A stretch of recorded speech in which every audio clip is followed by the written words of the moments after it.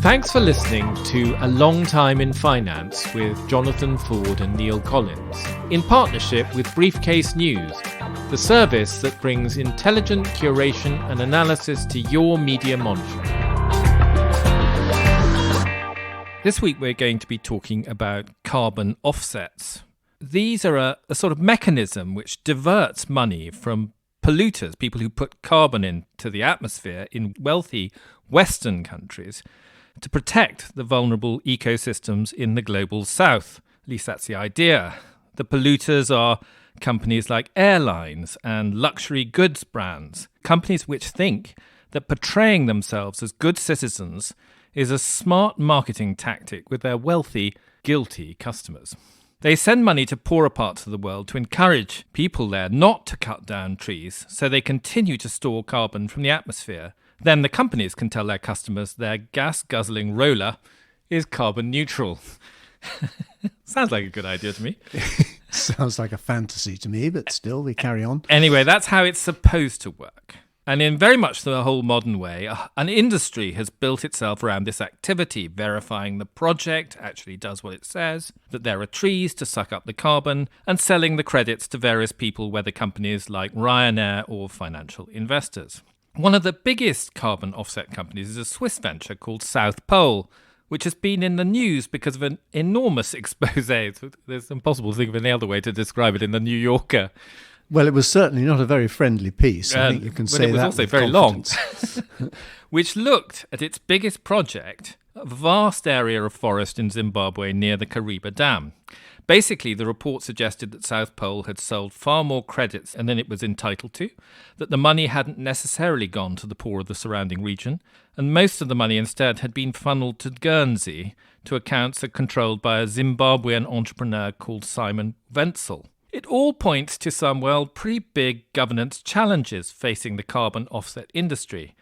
And here to talk to us about it is Andrew Garraway of Resilience, a climate consultancy. Welcome, Andrew, and good to have you on the show. Thank you very much. Good to be here. I suppose we should just start by sort of defining terms about what carbon offsets are supposed to achieve. And can you tell us a bit about how this whole thing got going? So a carbon offset is essentially a certificate that says for each ton of carbon that's been emitted into the atmosphere, either as a result of a process or a product, that's been dealt with and you don't need to concern yourself with it, as you say.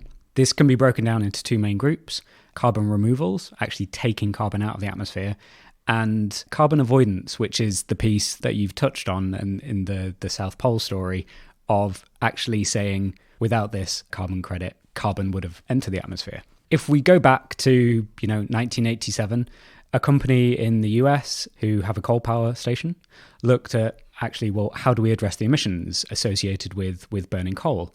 And they came up with the then novel idea of planting a forest around the power plant. Now, coal power, pretty carbon intensive, and they calculated that they'd need around 50 million trees. And this is in a very densely populated area of New England.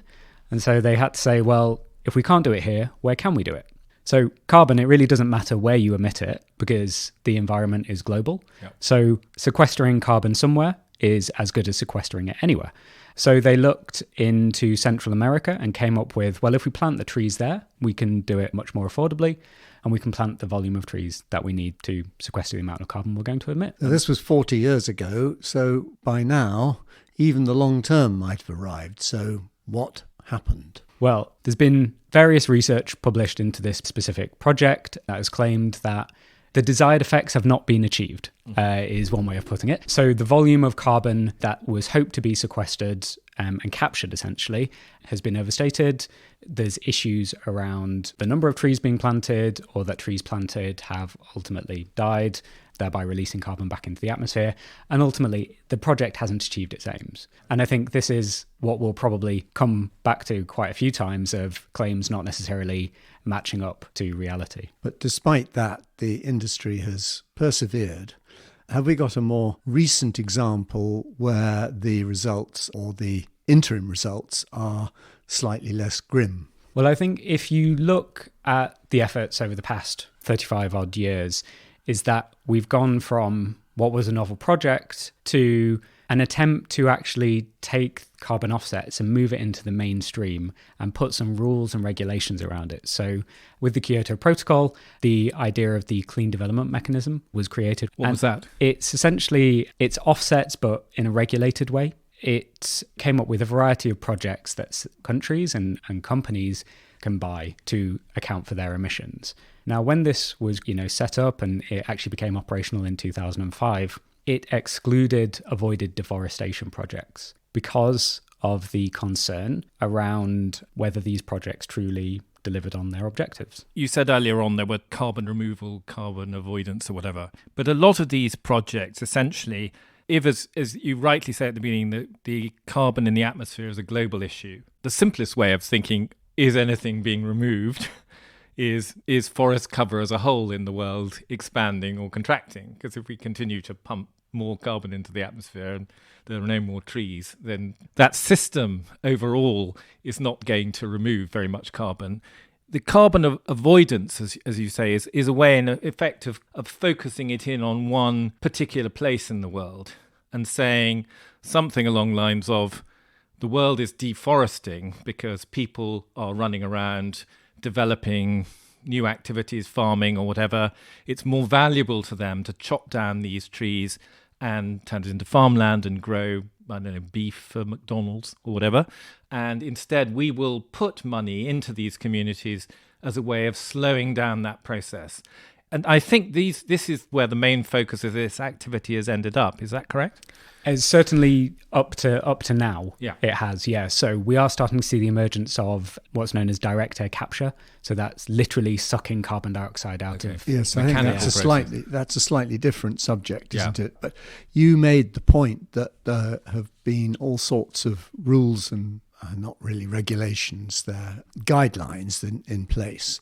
So I would ask the same question again. Is there a single case at scale of one of these actually producing the required result?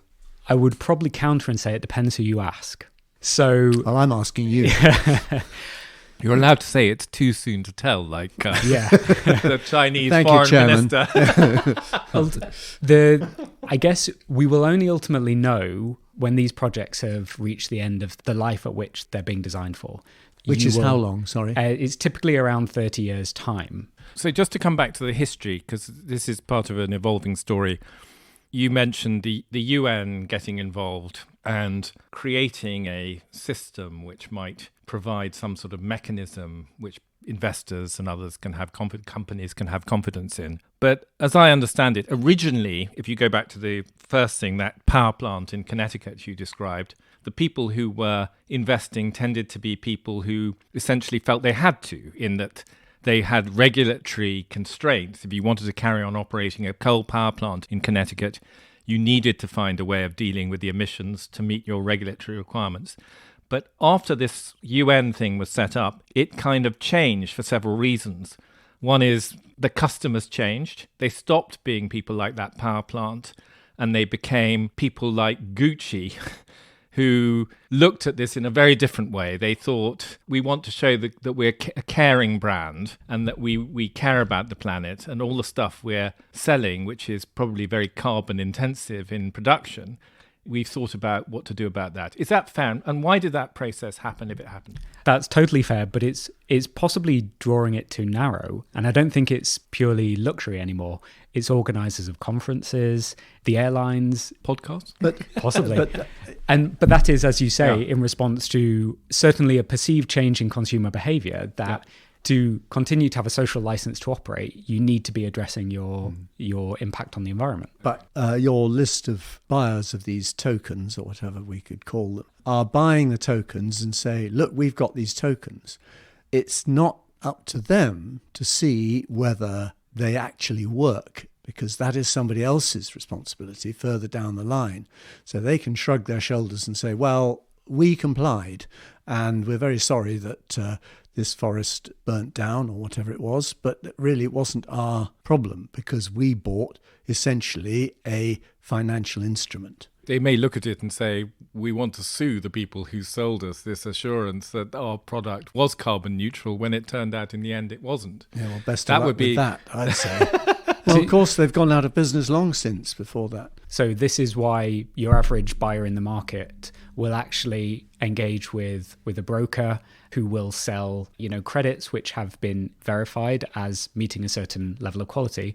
And this comes down to questions of, the methodologies which these verification agencies use and whether that is robust. Well, maybe that's the point at which we can bring in the South Pole story, because a lot of that, I think, is exactly about the thing that Neil's talking about. Here we have an industry where the outcomes are very long term. Everyone's getting paid on day one, and things are being verified as a result, because that's how people get paid. And the question is, are those verification mechanisms sufficiently robust? Now, if you read the New Yorker story, you'd have to ask yourself, what the hell's going on here? Well, maybe we need to sort of explain whose role is what in this particular story, just as a sort of preparatory. Maybe can you just take us through very quickly who did what and how the structure works? So South Pole is essentially a project developer. They had the idea that the best way to protect the environment is to avoid deforestation. So they partnered with a landowner in Zimbabwe over a vast expanse of forest and said, well, actually, what we'll do is we'll essentially pay you, the local community, in theory, to not chop down these trees. Not only saving the trees, but also protecting local wildlife as well, providing them with jobs and economic diversification. They're essentially a project developer. They don't actually own the forest themselves, but they partner with someone who does, and they sell the credits on to other companies. And how do they get paid? So they get paid through selling those credits to companies or individuals even who may want to purchase them. The question of verification comes in because a third party actually looks at the project and says, okay, this meets certain criteria to establish that it will actually achieve what it says on the tin. The verification agencies all have their own methodology about what constitutes a high quality credit. They have their own principles around what is additional. So that's the concept of, without this, the forest would have been chopped down, and that's really difficult to demonstrate. Which is really important in standing up, as it were, most of these where's projects. Your baseline? This process is fraught with difficulty, isn't it? At every stage, you can see that you are dependent on a third party doing what they say they're going to do over a long period of time, often in an unstable political environment, like Zimbabwe. The idea that somehow what you promise today will still be adhered to by a rather brutal and corrupt administration is a pretty serious assumption. And that's not one that I would make, certainly. I think that's right. It's a big judgment call, as Neil says. But the question I want to focus on is the money trail. Who pays for who in all of this? So who is actually buying or paying for these judgments to be made? And to what extent can end investors, setting aside all the questions Neil says about political stability in Kariba, because presumably once they get their verification, they go, I don't care about that. I've done my due diligence. But who is essentially paying for these validations, which unlock, if you like, hundreds of millions of dollars worth of purchases? Sure. So the verification agencies themselves, they're essentially paid, it's a tiny amount per accreditation, but given the scale and the number of credits that they're accrediting, it's huge volumes. And they're paid typically by the project developers. I'm afraid it sounds uncomfortably like the rating agencies rating bonds. And we all know what happened in 2008 as a result of their Panglossian approach to rating the bonds as highly as they could. And it really ended in tears. So they're marking their own homework in a way. Yeah, I think marking your own homework is the perfect way to describe what has gone on to date. And it explains a lot of the controversies that we've seen, not only in the New Yorker piece, but The Guardian's done a lot of work in this space as well to examine particular verification agencies and particular projects to demonstrate that they've not actually delivered according to either their own methodologies or what the projects have set out to deliver. Even the verification agencies, The ones that are widely regarded are the ones now facing a lot of controversy, in particular Vera, which, Vera is one of these verification agencies, and they're typically seen as one of the largest, and they're one of the most highly regarded. The Guardian have made a lot of allegations based on research projects that have been done about Vera's methodology isn't actually delivering. Now, Vera obviously are disputing this, but I think it's called into question what was perceived to be one of the leaders in the market in this space. So that has made buyers of carbon offsets increasingly wary. Presumably buyers of certificates don't just cough up and then say, well, we'll wait to hear what happens in 30, 40 years' time. Waving their certificate. Presumably there are periodic audits to check that things are going as planned. And what is the process if I bought a whole load of credits, as people did in Kariba, this project in Zimbabwe, and I discover after 10 years that actually things are wildly off track? What happens then? So I think the average buyer is probably a bit more hands-off than you might expect. So because so many players are now in this market. I can see why.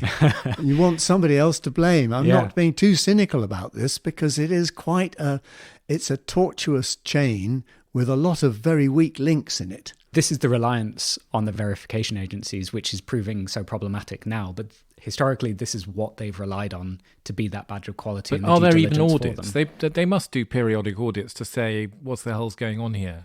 Often the audits have been undertaken by the developer, or by an agent, a third party paid for by the developer, or the verification agency has again done the audit. Yeah.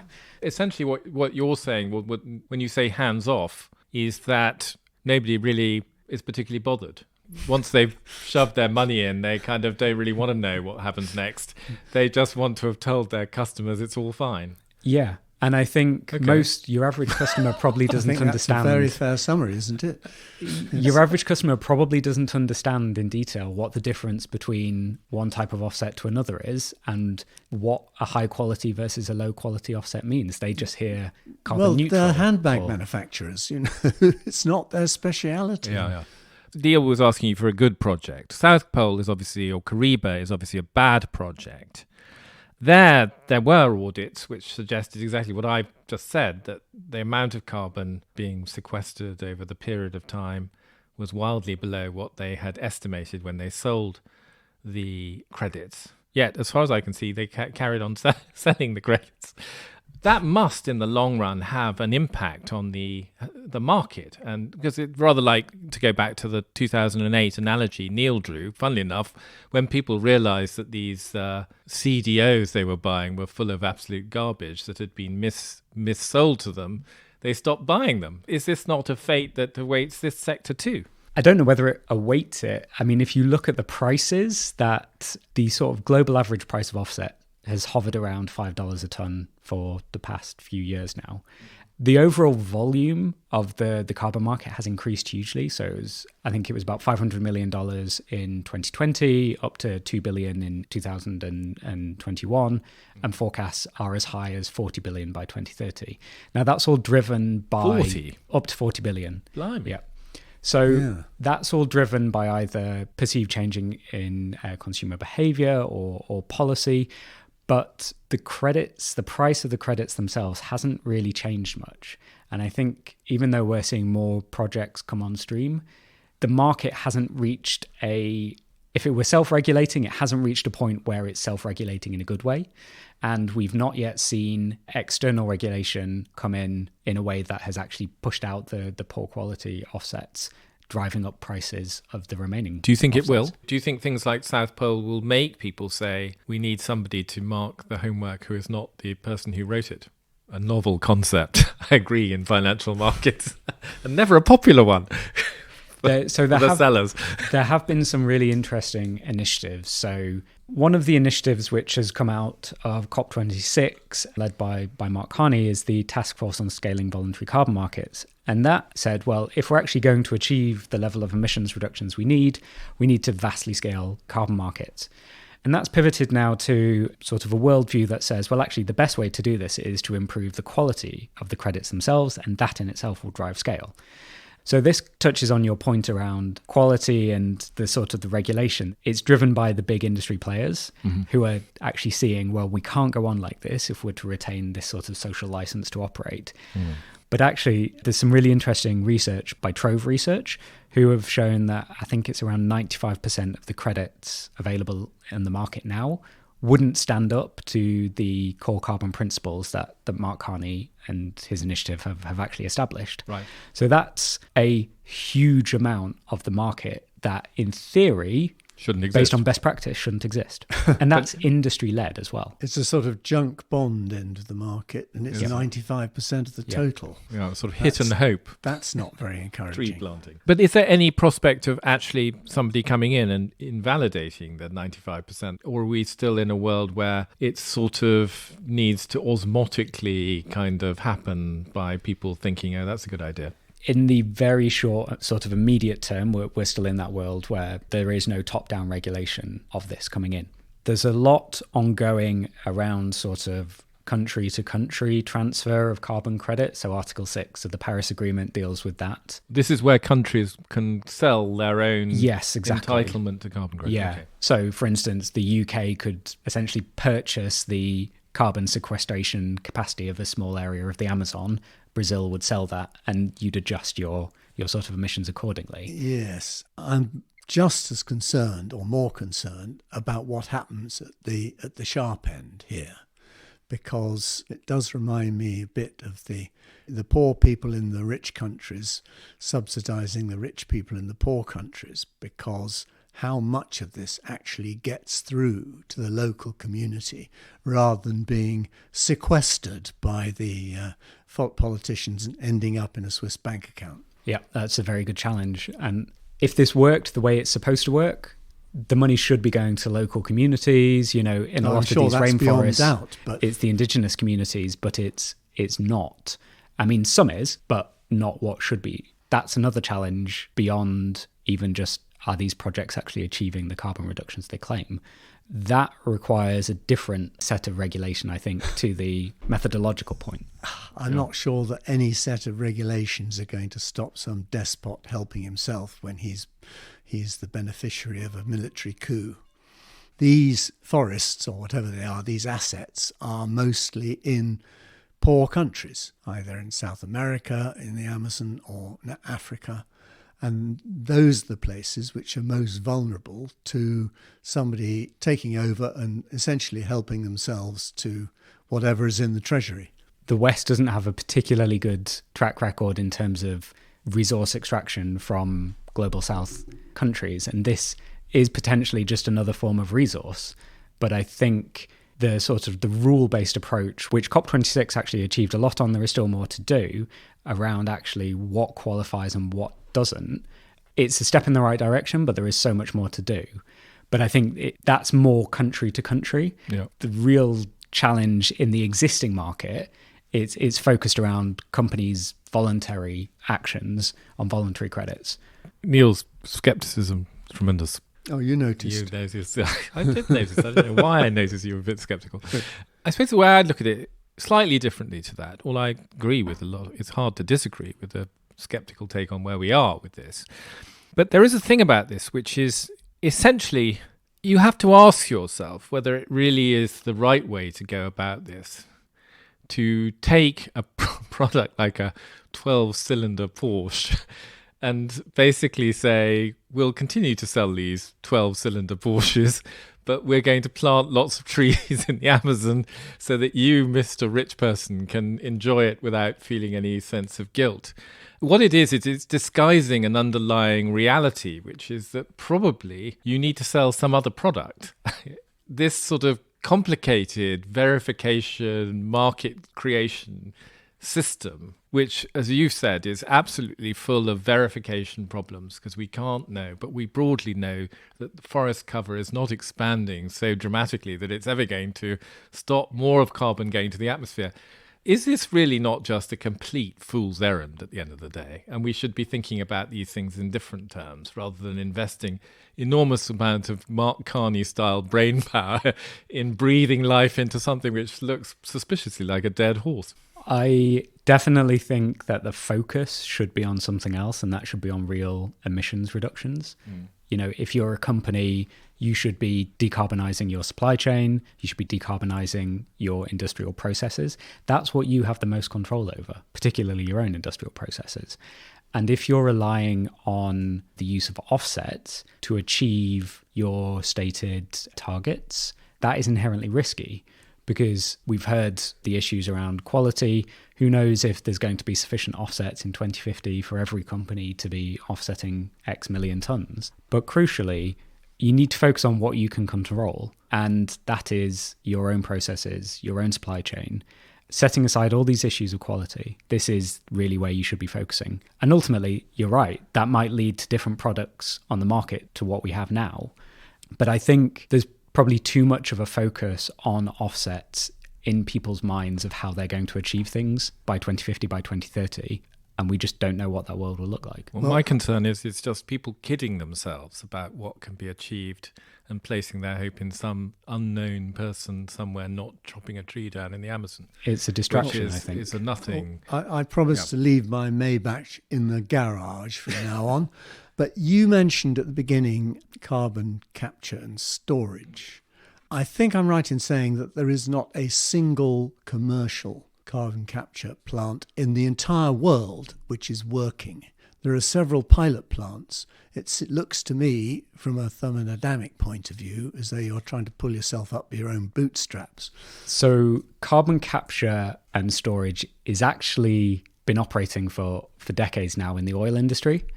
So I was specifically referring to direct air capture, which is sort of distinct. Carbon capture is in a process, let's say you're burning gas, you're actually capturing a source. The carbon removals offsets are being sold. They're essentially, direct air capture is a giant fan and it sucks carbon out of the air. It's not attached to an emission source. There are none of those commercially operational. The US is the ones where billions. you mentioned about the oil companies doing it. Obviously, they are doing it at the site of where they're extracting the gas and oil, which is technically a great deal easier than capturing it certainly out of the air or even out of a power station. And it seems to me that that is the area where there seems to be an awful lot of heat, so to speak, with not much light. I think it's because of the stage we're at. So in the latest IPCC report, I think the figure is around 10 gigatons of carbon we're going to need to remove from the air each year to keep to 1.5 degrees. So that's a huge amount. So that shows where we need to get to. The challenge is that direct air capture, it works, but it's just so expensive to do because it's so energy intensive. It seems mad to me. Neil is right. You know, oil and gas companies where there's a lot of carbon coming out of a single place, filtering it out of the atmosphere is at least a reasonably sufficient process, but just sticking a fan up in a field, and they're tiny amounts. Your enormously energy intensive thing is removing almost nothing. So the question is, what's the alternative? The reason we have things like carbon capture and direct air capture is because we're not willing to undertake fundamental changes in how we do things. They're predicated on we will continue to burn fossil fuels. If we remove that from the equation, then you wouldn't need to be fixing carbon capture on oil and gas extraction or oil and gas burning. This is a much bigger subject, and I think there is no realistic prospect of that, whatever the IPA says about oil demand falling from 2030. They've said it about once a decade for about the last 20 years, and it's never happened. And last year, the amount of oil and gas burnt was a record again. So it's all very well saying, oh, well, if we stopped using hydrocarbons, then all these other things would be possible, while we went back to medieval standard of livings. Yeah. I think.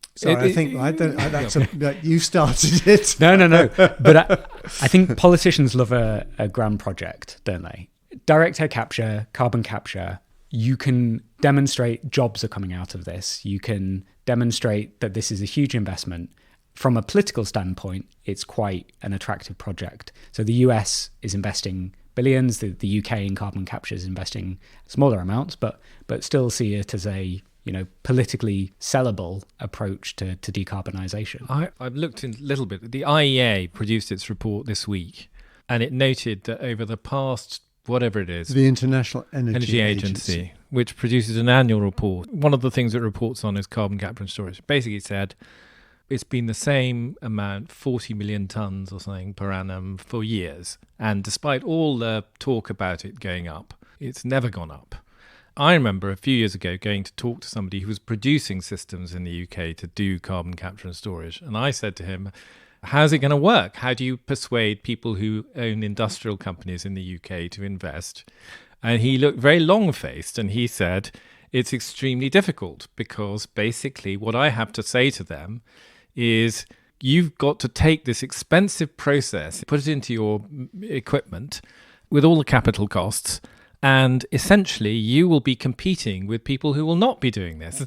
And therefore, you're never going to get your investment back. In fact, you're probably just going to ruin your business very, very quickly. His argument was the only way you can make any of this stuff happen is if you have a carbon tariff around your economic area, wherever it is, where everyone is doing the same thing. And so until we get anything like that, and clearly that's politically challenging because it puts up the price of a lot of goods in the West. If Europe, for example, were to wall itself off, we are not going to achieve any of this. Once again, it comes down to these sort of South Pole type things are all sort of free lunch ideas. It's sort of, this is fine. We can cling on to these ideas without having to pay for the real cost. It's unrealistic. But until you actually grapple with the realism behind these sort of fine-sounding phrases, it's going to be very, you're not going to get anywhere. Sorry, rant over. No, I think you're right. I mentioned earlier $5 a tonne in the voluntary compliance market. Yeah. If you compare that to where things are in the compliance carbon market, earlier this year in Europe, the EU emissions trading scheme hit €100 a tonne. Yeah. The prices are huge, the discrepancy. Yeah. And then they wonder why manufacturing industry is disappearing from Europe to go to China. I think that is what is happening. I think it's disappeared. Is the word you're looking for rather than disappearing. It's largely gone. Well, it's gone from the UK and it's going from Europe. From Germany they don't understand what's coming down the track because the Chinese energy costs are so much lower than anything in Europe. Yeah. That's a huge competitive advantage, which no amount of badge engineering from Volkswagen or Mercedes-Benz is going to save them.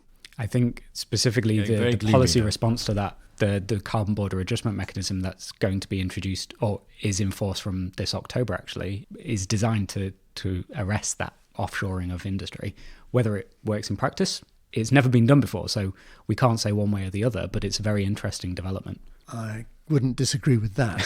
I'm not sure it's a positive development. Okay, it's a very interesting one. We're getting excessively gloomy now. I mean, I think what we can all agree is that there are a lot of problems with carbon offsets, and it will take quite a magical kind of regulatory solution to fix them, but even that won't fix the underlying question of whether they really are much use in the thing which they're sort of designed to help us resolve.